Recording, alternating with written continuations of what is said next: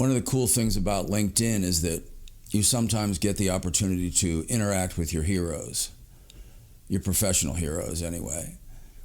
Daniel Goleman is credited with giving us emotional intelligence as a concept. He's the guy who wrote the EQ books.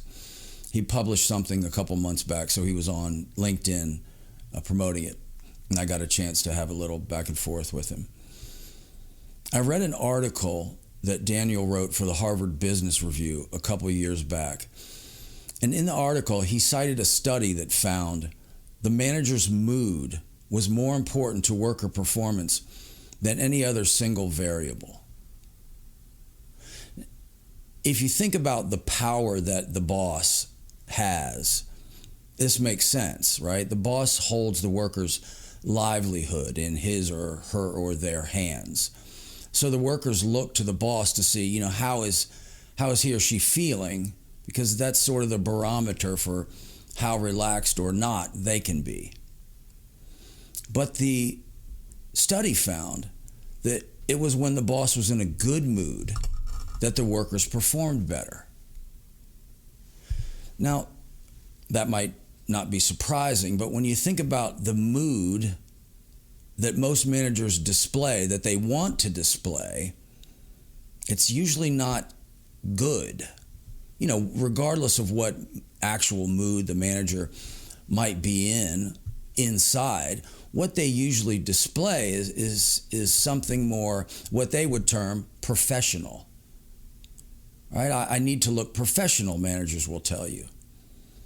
Professional suggests stoicism, seriousness.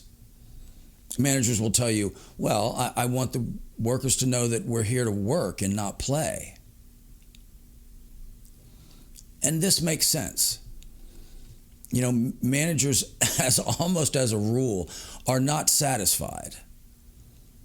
Whether they know the statistics or not, that 7 out of 10 workers are disengaged, they know that workers are disengaged. And it's the manager's job, or so they see it, to motivate those workers, to enable the worker performance. And there's a logic to the manager's more serious, stoic, professional mood. They'll tell you, well, I'll be in a good mood when we're performing at the right level, when we get where we're going. Until then, I want them to know, no, I'm not happy. I'm not satisfied. And that's reasonable. The thinking behind that is that the workers will understand they need to increase their productivity, improve their performance, such that the manager will then be satisfied and happy. You can rest when we get there. The problem with that is, while there are a few in every group who will heed that warning, who will see the manager's seriousness, the manager's negativity, if you will, and work to get to that place where the manager will then be happy. They can handle that. But most people don't. Most people don't want to sit in that negativity. They don't want to live in that space. So they escape. They escape physically to the extent possible by coming in late or leaving early or taking a sick day, going for a longer lunch, taking a break, a smoke break, go for a walk, go to the kitchen, get something to eat. And when they can't escape physically, and they most often can't, they escape psychologically and emotionally. They check out. They do the bare minimum. They daydream. They get on their phone. They get on social media. They talk to their colleagues.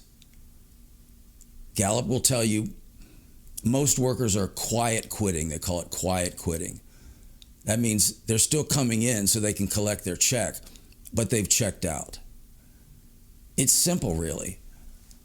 If the workplace is a place where the worker doesn't want to be, to the extent that they can, they won't be there. And if they have to be there physically to collect the check, then they'll check out emotionally. And as the study pointed out, When the workplace is a place where the workers do want to be, they check in. They're more likely to engage in their work, to be engaged in their work, if the workplace is a comfortable place to be. So when the manager's in a good mood, when the manager suggests we're here to play while we work, if you will, the workers are more engaged. Now, when I tell this story to managers, the question that I usually get is, okay, Mr. Woke Consultant, that all sounds good, but if we're not where we need to be, how do I motivate the workers to get there then? If I'm happy and seemingly satisfied, how do I motivate them to take the next step? How do I tell them that we're not where we need to be? And my answer is exactly like that. Tell them we're not where we need to be. But you're in a good mood. You're positive about the fact that your team has the capability to get where you want to be. You're positive about where you're headed, about what you're going to do, and about their ability to get you there. You may be in hell, worst case scenario, of course, but you're headed to heaven, and your people have the capability to get you there. That's the strengths-based approach. That's the good mood that the article pointed to. If the workplace is a place where people don't want to be, and that is the case for most workers, they won't be there. And if they can't check out physically, they'll check out psychologically and emotionally. If the workplace is a place where they do want to be, where they're comfortable being, they'll check in and you get more from them.